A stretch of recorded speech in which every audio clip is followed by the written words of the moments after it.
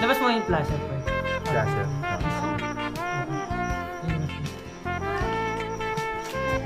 Mamo. Ay, yung ano, yung...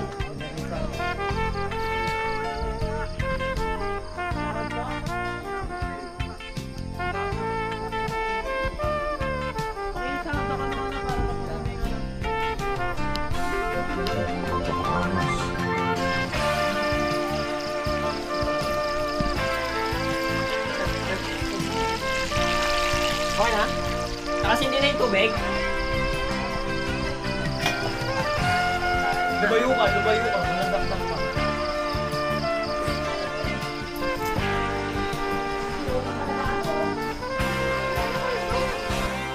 Ultimate wedding.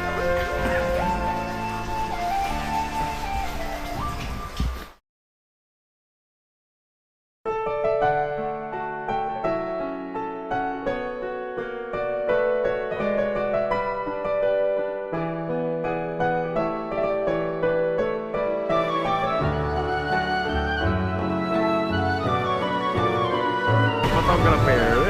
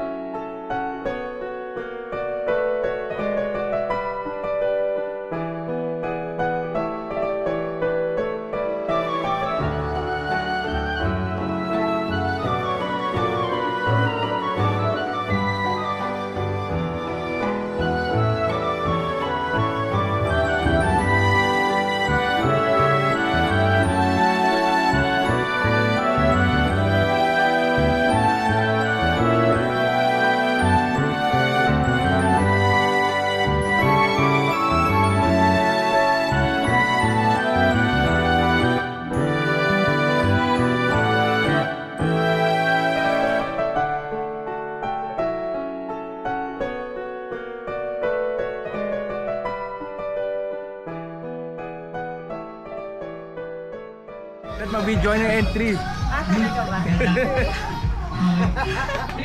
Pagdating ng MC.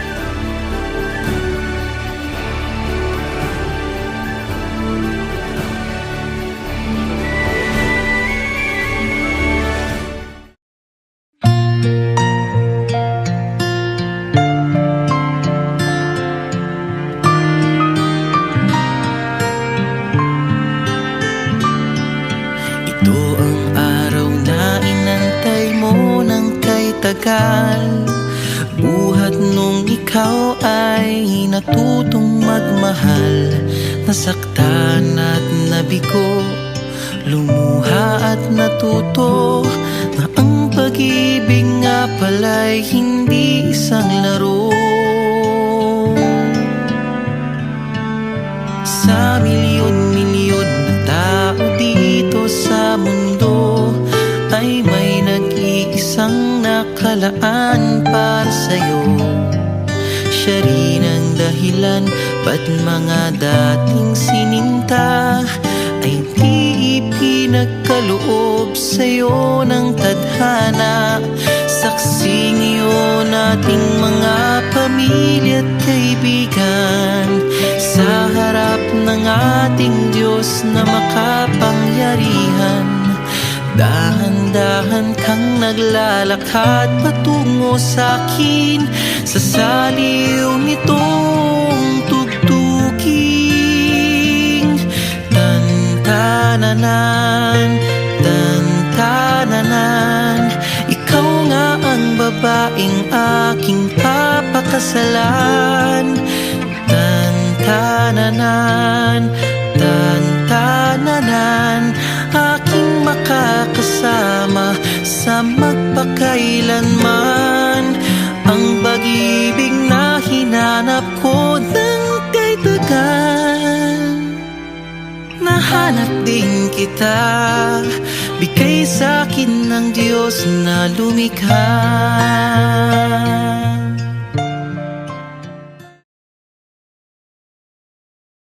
Fell asleep. He took one of his ribs and filled its place with flesh. The rib which Yahweh God had taken from man, he formed into a woman, and brought her to the man. The man then said, Now this is bone of my bone, and flesh of my flesh. She shall be called woman, because she was taken from man. That is why man leaves his father and mother, and is attached to his wife, and with her becomes one flesh. Both the man and his wife were naked and were not ashamed.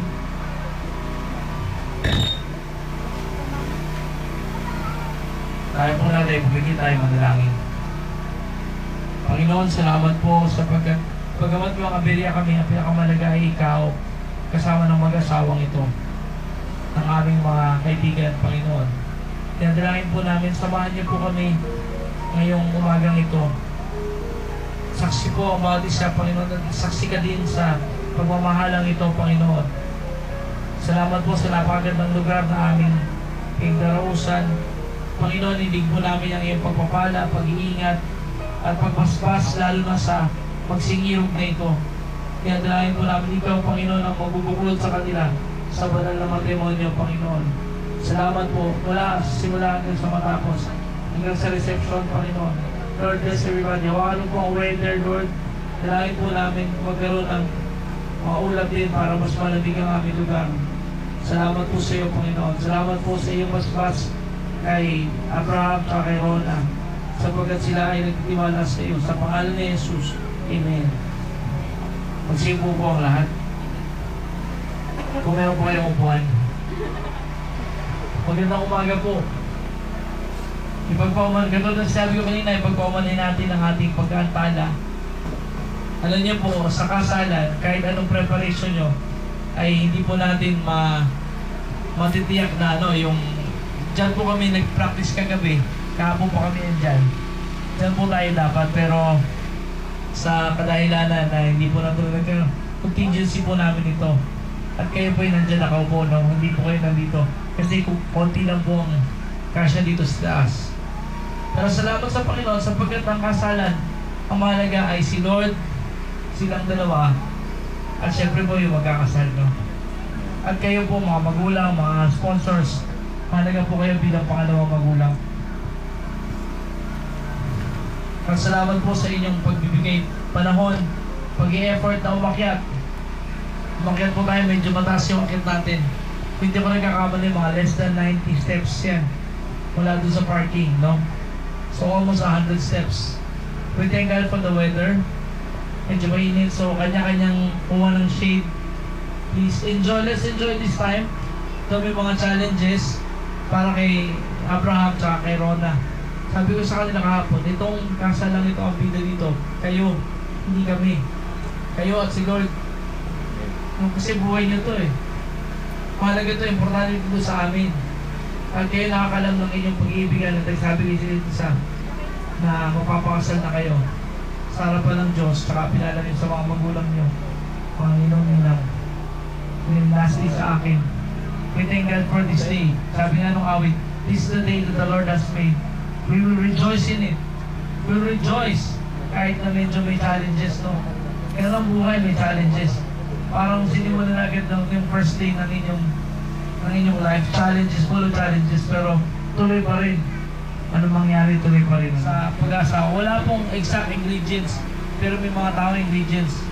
Kailangan din natin ng tamang pundasyon para sa kanila na magsisimula ng kanilang buhay. Babasa ako ng ilang talata mula sa salita ng Diyos. This is from Matthew chapter 7, verse 25 and following. Si Jesus po nagsasalita dito at nag-share ka ng isang kwento patungkol sa dalawang nagtayo ng bahay. Let me read in English. Ang title po nito, The Wise and Foolish Builders. Therefore, everyone who hears these words of mine and puts them into practice like a wise man who built his house on the rock. The rain came down, the streams rose, and the winds blew and beat against the house, yet it did not fall, because it had its foundation on the rock. But everyone who hears these words of mine does not put them into practice is like a foolish man who built his house on the sand. The rain came down, the streams rose, and the winds blew and beat against the house, and it fell with a great crash. Yun ang kwento ni Jesus no Matthew chapter 7. Ang kahalagahan ng pundasyon. Alam po natin lahat, tayo dito, lalo na kung kayo ay engineer o architect, na mahalaga ang pundasyon ng isang building.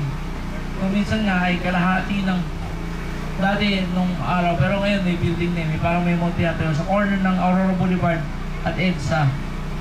May malaking hukay doon, pati sa Ortigas din may malaking hukay. Dito kung tinayuan ng building.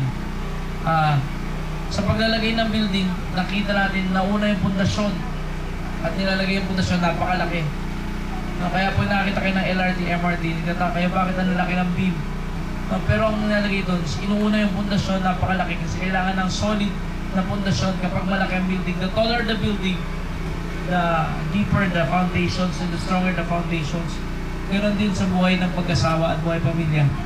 Kailangan may pundasyon. Si Jesus nagkikwento nito, sabi niya, ganito ang taong nagtabayo, katulad sa Pilipinas, no? Alam natin kapag yung bahay natin, pag tinayo natin, kailangan ng matibay na pundasyon. Kasi bagyuhin ang bayan natin. Hindi ko po alam kung kayo nasananta sa kung kayo tinamaan sa lugar ninyo na bahain. So medyo nakaka-relate tayo. Mahalaga yung pundasyon. Sabi ni Jesus, ganito ang katulad ng tao na matalinong tao, dalawang tao. Nung una yung matalinong tao, sabi niya, ang matalinong tao ay ganito, nagtayo ng bahay at yung bahay niya tinayo niya sa bato, may pundasyon. Sapagkat pag dumating ang ulan, bagyo, baha, kahit anong hampas nun sa bahay niya, manatiling nakatayo. Sapagkat ito ay nakatayo sa pundasyon. Pero ganito naman ang mga tao, foolish na sabi ng Panginoon. The foolish man is a man who builds his house on the sand. Sabi niya, ganito rin ang tao na hindi nagpa-practice ng aking salita ay parang mga tao nagtayo ng bahay sa buhanginan. So the wise and foolish builder. Sa buhay natin, sa buhay mo sa mahalagang pundasyon. Mahalaga na. May mahalagang pundasyon ng buhay natin. Ang kamo ni Jesus dito, ang pundasyon ay yung relasyon natin sa Kanya. Pero kayong pagkakilala sa Diyos, pagkakilala sa Kanya, may pagsunod sa Kanyang mga utos at nagsasagawa ng Kanyang mga kagustuhan sa buhay. Ang kalooban ng Diyos sinusunod natin, ang gusto ng Panginoon. Yun ay pundasyon ng buhay natin, sapagkat ang pundasyon ng buhay mag-asawa. Kung kasama natin si Lord, matibay ang pundasyon natin. Kahit anong bagyo dumating sa inyo, sa buhay niyo mula ngayon hanggang pagdating ng panahon, kaya ititibay. Dalangin ko, ang pag-ibig, maging pundasyon ng inyong buhay, pagtitiwala, pagpeto, at pag-ibig, ang paggalang, respect at submission, ang pundasyon ng pagmamahal, lalo ng mga taong may kilala sa Panginoon. Salamat sa Diyos sapagkat sila ay nag-commit ng kanilang buhay sa Panginoon. Sabi ni Lord Jesus, ikaw ngayon mula ngayon, ikaw na ang Panginoon ng aking buhay. Mahalaga na involved si Lord sa buhay natin. Wala naman talagang sikreto walang isang sikreto sa buhay mag-asawa. Kayo nakaka-identify kayo niyan. Iba-iba. Pero siguro yung isang constant, ang Panginoon, pag tayo ay nagtitiwala sa Kanya, at siya kasama natin, nakikialaman Diyos sa buhay natin, buhay may asawa. May pag-ibig, may paggalang, may pagmamalasakit sa isa't isa. Tulungan kayo ng Panginoon. No? Dalangin ko, ngayon gagawin natin ito, gawin natin, ikakasal natin kayo. Ang panalangin ko ay pag-ibig mula sa Diyos. Abraham, mahali mo yung asawa. Mahali mo siya na tulad na bumamahal ng Panginoon. Rona, galangin mo yung asawa. Respect and love, no? Respect and submission. Huwag mo siyang ipapahiya, supportahan mo siya. Pero mahalin mo din siya ng pagmamahal ng Panginoon. Minsan, Minsan pag bago pa lang yung bago mag-asawa, tayo mga naman na parang inisip natin. Sana ang dalangin ko sa inyo ay positive, no? Pray, ipag-pray nyo sila. Suportahan kapag may wala namang mag-asawang walang conflict eh. Siyempre, dalawang tao magkaibang buhay. Tapos, although salamat sa Diyos, pinakilala na sila. Nang matagal na pa, 5 taon yata o higit pa. Sila magkilala, tapos boyfriend, girlfriend, tapos nag-decide magpakasal. Salamat sa Diyos, nag-decide kayo magpakasal. Para yung buhay niyo pagkatapos nito ay magtuloy-tuloy na bilang mga adults. Yung binasa kanina sa Genesis, yung binasa kanina, sabi doon, pagdating ng panahon, matanda na yung babae at lalaki, iiwan nila ang kanilang mga magulang at sila ipipisan, magsasama sila dalawa at sila ay magiging isa, no? Mag-unite sila and they will become one flesh, sabi ng Bible, Genesis chapter 2. At mamumuhay sila ng kanilang sarili, magtatayo ng kanilang sarili sa bayan. Ganyan ang buhay ng tao. Ang dalangin natin, maging matibay ang kanilang pagsasama, maging matibay ang kanilang relasyon. Sapagkat tayo naniniwala, tayo mga Pilipino at tayo mga Kristiyano naniniwala na ang matrimonyo, ang kasal ay importante. Ito ay panghabang buhay. Ito ay both spiritually binding and legally binding sa harap ng Diyos sa harap ng tao. Tayo ba yung dalawa? Bago kayo magbaw, mag-pray mo tayo. Lord, pagpalain mo po si Abraham at si Ronaldin.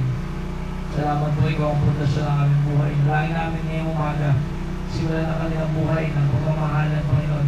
Ikaw ang maging matibay na pundasyon ng kanilang buhay. Anumang bagyo, anumang baha, anumang ulan ng kanilang buhay, Panginoon, matibay pa dito. Kasama ng magiging supling nila, Panginoon, pagdating ng panahon.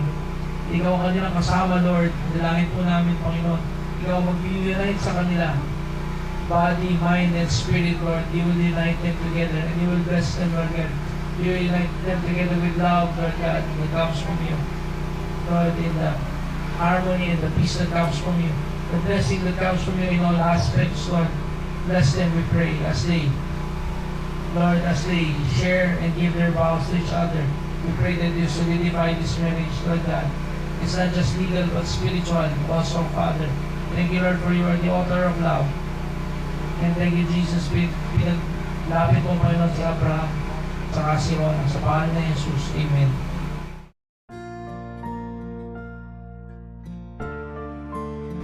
Pagkatapos nila sumunod sa akin,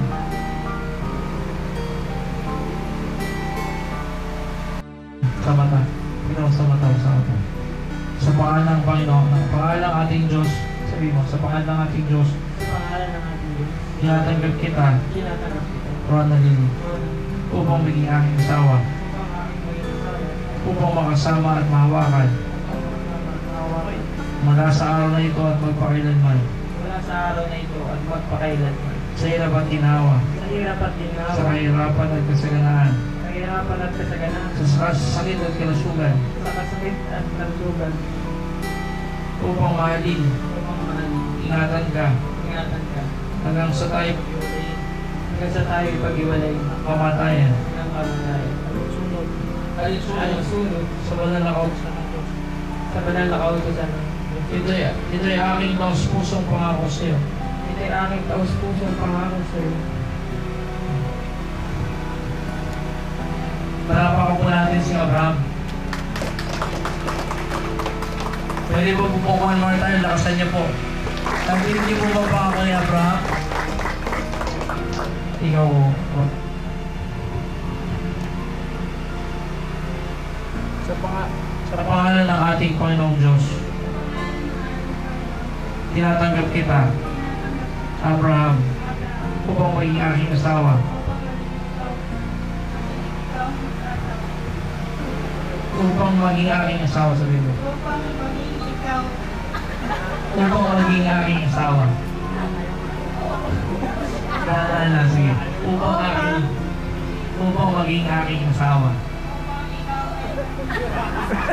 Wala na ikaw, sige. Upang maging aking asawa. Upang maging aking asawa.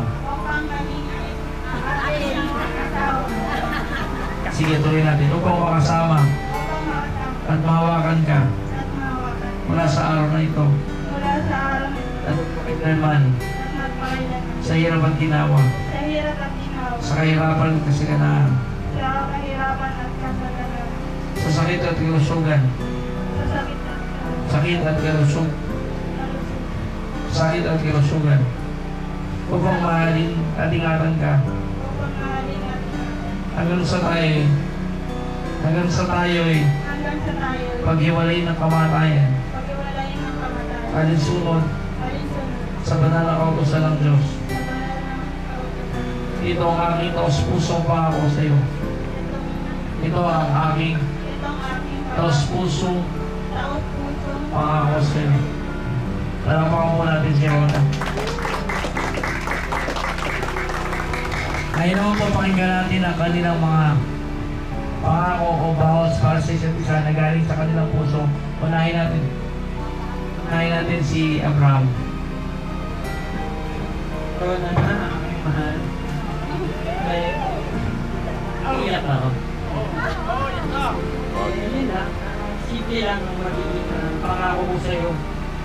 Simula sa araw na ito hanggang sa ating kamatayan. Mahalin kita, magkakaroon na siguro tayo ng mga problema sa darating na panahon. Pero alam ko, basic para sa atin. Kasi hanggang sa alam kinakain din ng sabay. Siguro madali lang para sa akin. Siguro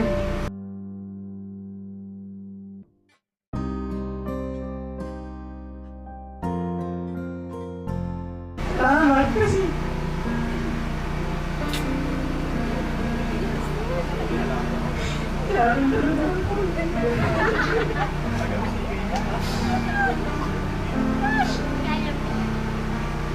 maraming salamat. Napangako ko sa iyo, sa lahat ko, sa magulang ko, sa magulang ng aking magiging asawa, sa ninong ko.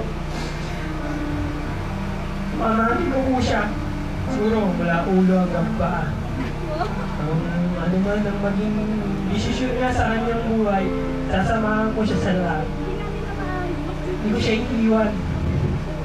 Bahala na kayo kung magalit kayo lahat. Bahala kayo. Basta mahal ko yung asawa ko. Kami hanggang dulo. Maraming salamat. Talapakan po natin si Abraham. Narinig niyo po ba yung kanyang pangako? Narinig niyo po ba? Say yes. Yes. Si Rona rin naman, pakinggan natin.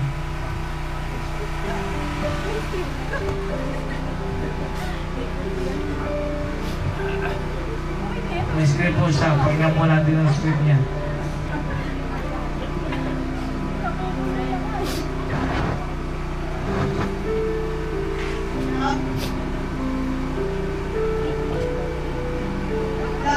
Wala namang ilalaki ka. Nagpunang kulay ang aking mundo. Ipinapangako ko na kamahan ka sa bawat akbo ng aking buhay. Natuwa naman ang buko sa tagumpay o kapiguan. Pinagawa ko kung maging matalag na kasama mo. Yung malangga at kaibigan. Sama-sama nating harapin ang bawat pagsubok. Mag-aawa kamay sa bawat habang ng buhay. Kaya ako natagpuan ang tunay ng kulugan ng pagmamahal. Ikaw nagbigay ng luwanan sa akin ng mga harap. Pinapakaw ko kung gagawin silang natiyak, mapakinggan ang iyong mga kwento. Dadamaya ka sa bawat sandali. Na yung mga pangarap ay maging akin din mga pangarap. Makisama natin sa bayan ng metro.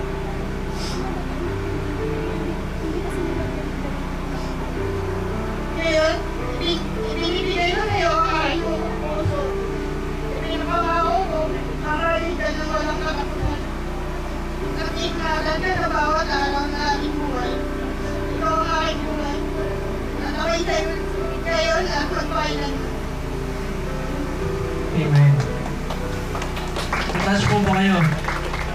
Hindi niya makakaliwa na rin bayan sa Panginoon. Hilingin po natin kunin yung mic.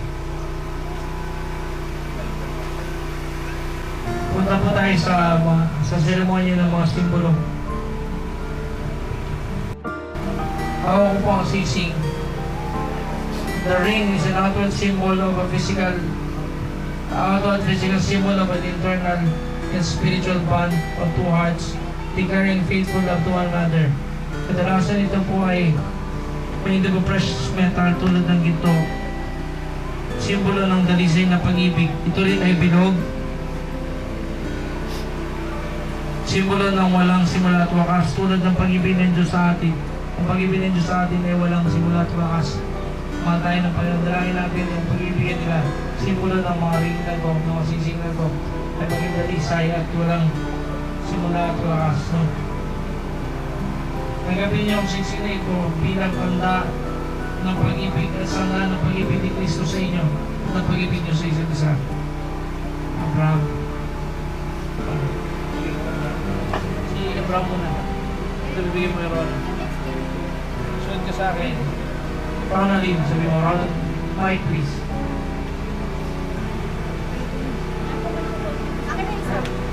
Ronaldin. Sabi mo sa kanya. Ronaldin. Binibigay ko ang sising na ito. Binibigay ko ito Ang sising na ito bilang tanda at sanda ng aking dalisay na pag-ibig sa iyo. Sa pamamagitan nito, ako ay nagiging sa iyo. Sa ngalan ng Ama, ng Anak, at ng Espiritu Santo. Pakisuot mo sa kanya.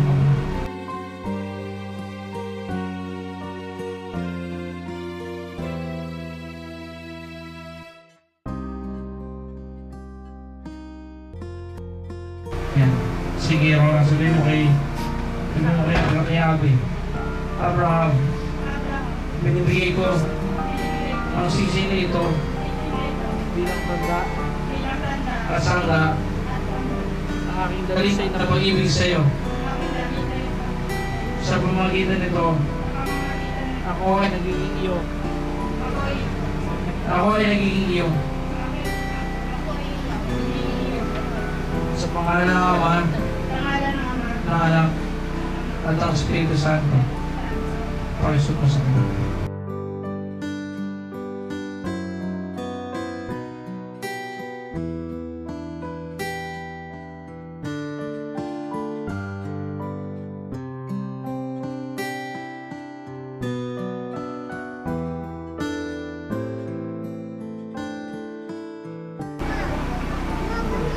Ang pero ay isang-isig ng pag-iisa ng dalawa at mabubuo ng pamilya. Ito ay simbolo ng buong-busong pagpapasakop ng babae sa kanyang asawang lalaki bilang leader ng kanilang pamilya. Ang lalaki ang tagapagtanggol at tagapag-ingat ng kanyang asawa at family. Sige. Wala na kayo. Wala tayo doon.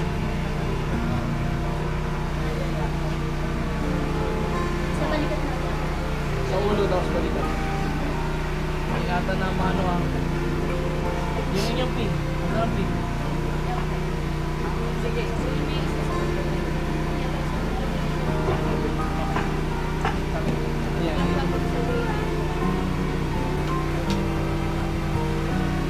Ang Biblia. Ang Biblia ay salita ng Diyos. Tanggapin ninyo ang regalong ito bilang matibay na pundasyon ng inyong relasyon. Nawa ito'y maging liwanag at ilawan sa inyong pamilya. Isang lakas at pag-asa at manual ng pag-ibig at buhay pang pamilya. Basahin na inyong ipagkulay-bulayan araw-araw. Isagawa ang kagpuhan ng matututunan dito. Mula dito ang inyong dito sa inyong buhay at kayo makaranas sa pagpapala at pagtatagumpay. Ang Biblia ay magtuturo sa inyo tungkol sa Diyos at tungkol sa kanyang dakilang plano sa inyong dalawa. Basahin niyo yan. Mulay pagbulay-bulayan, isa puso, inabuhay. Ito ay manual ng inyong pag-ibigan. Tuturuan niya kayo kung paano ibigin ng Diyos, kung paano makipagrelasyon sa Kanya sa araw-araw na buhay, yung daily life natin. ang buhay natin bilang may relasyon tayo sa Diyos paglinggo, pag nagsimba tayo, subalit dapat yung relasyon natin sa Diyos sa araw-araw. Daily, sa trabaho man, sa pamilya, sa community, sa simbahan, sa paglilingkod, sa pagtulong sa kapwa. No? So ang Biblia ang magtuturo sa inyo. Basahin ninyo, alalahanin, huwing ang tulong sa Diyos para maunawaan ninyo ang kanyang mga salita. At pag may ituro nyo sa kanilang salita ng Diyos, dito makikilala natin ang Panginoon at ang Panginoong Jesus at ang kanyang plano para sa inyong buhay. Matututunan nyo rin kung gano'n kayo kamahal ng Panginoon. Sige, hawakin yung dalawa. Sabihin nyo, tinatanggap namin ang salita ng Diyos na aming puso bilang gabay, liwanag, batis ng pag-asa, at manual ng relasyon.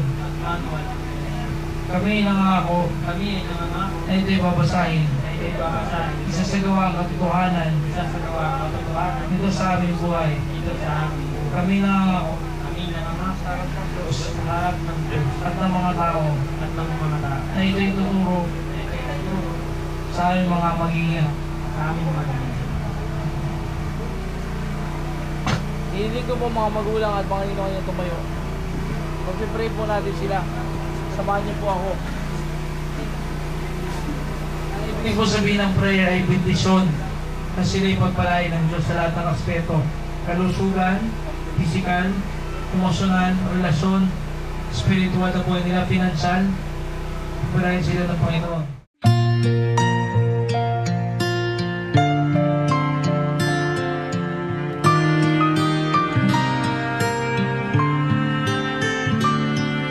Ito ang araw na inantay mo ng kay tagal.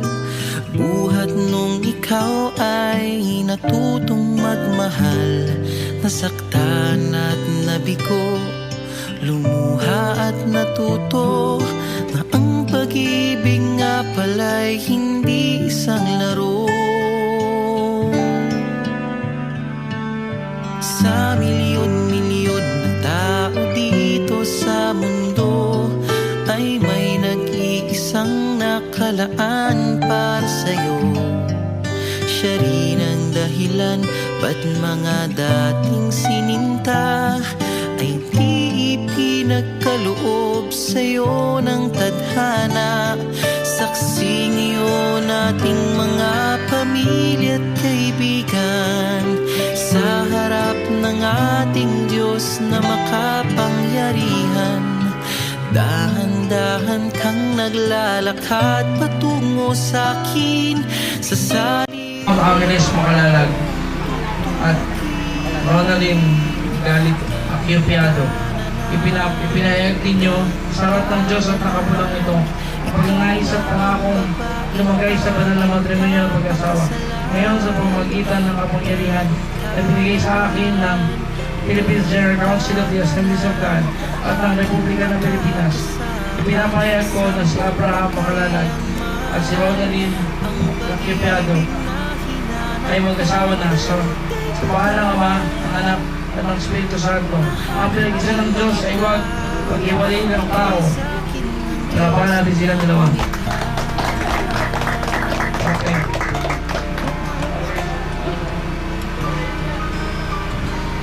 Tayo po yung manalangin ng mga panalangin. Panginoon, pagkarayan po ang bagong mag-asawang ito.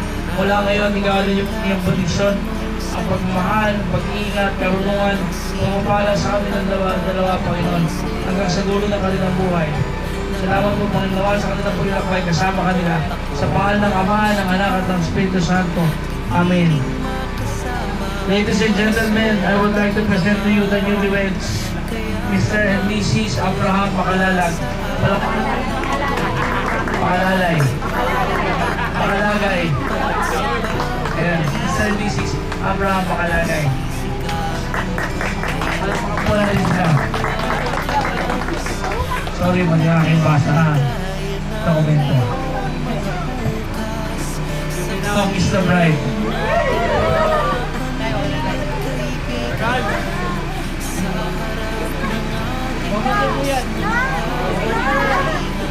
Ayaw mo ba?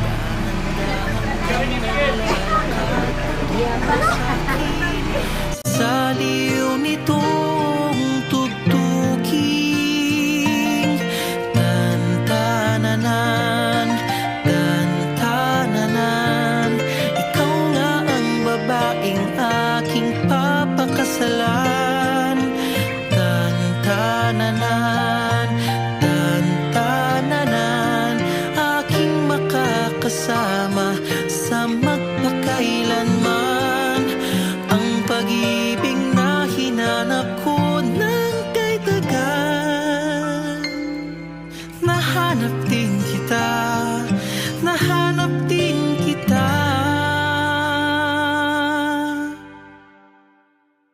Ikaw pala sinta, ang bigay sa'kin ng Diyos na lumikha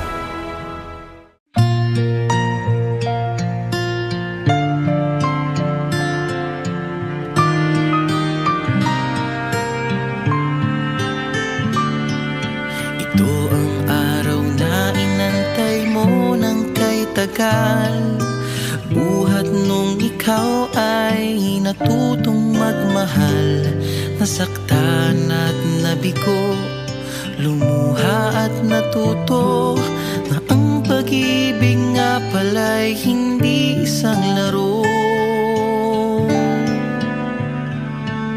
Sa milyon-milyon na tao dito sa mundo Ay may nag-iisang nakalaan para sa'yo Siya rin ang dahilan ba't mga dating sininta Ay di ipinagkaloob sa'yo ng tadhana Saksi ngayon ating mga pamilya at kaibigan Sa harap ng ating Diyos na makapangyarihan Dahan-dahan kang naglalakad patungo sa'kin Sa saliw nitong tugtuging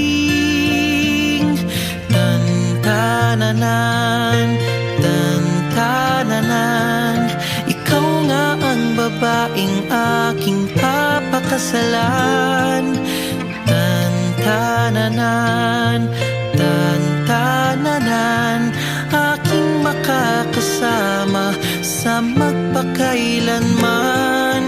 Ang pag-ibig na hinanap ko ng kay tagal. Nahanap din kita, bigay sa'kin ng Diyos na lumikha.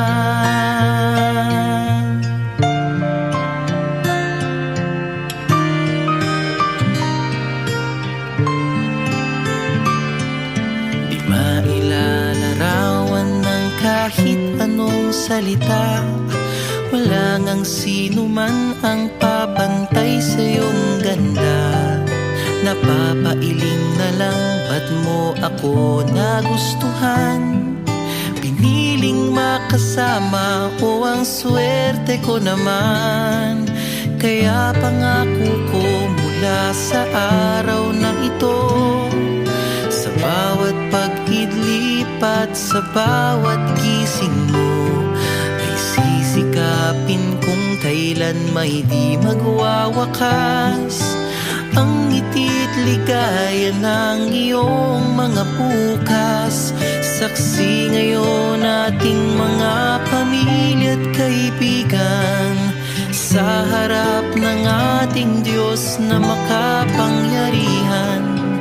Dahan-dahan kang naglalakad patungo sa'kin, sa saliw nitong tugtuging. Tan-tananan, tan-tananan, ikaw nga ang babaeng aking papakasalan.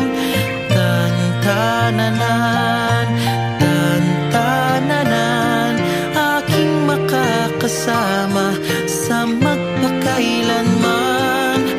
Ang pag-ibig na hinanap ko ng kay tagal.